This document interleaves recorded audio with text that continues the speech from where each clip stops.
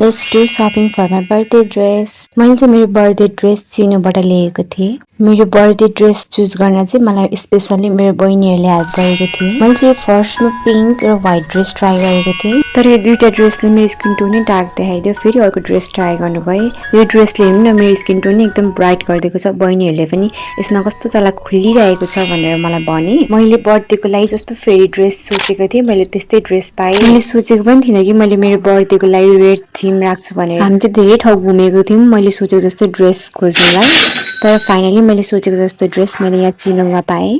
र अहिले चाहिँ हामी पेमेन्ट गरेर फाइनली रिलिफ भएर घर जाँदैछौँ, किनभने बर्थडे चाहिँ मेरो भोलि थियो, ड्रेस चाहिँ हामी आज लिँदैछौँ। त्यही भएर म चाहिँ एकदम मैले सोचेको जस्तो ड्रेस पाउँदिनँ भनेर एकदम टेन्सनमा थिएँ। इटरीको गोर्खा डिपार्टमेन्ट थियो, हिमालयन फ्रेस जुस, यहाँको बोबा टी चाहिँ हामीलाई एकदम मिठो लाग्छ, तर आज चाहिँ सधैँको जस्तो मिठो थिएन। हामी फेरि अर्को भिडियोमा भेट्नेछौँ। By by.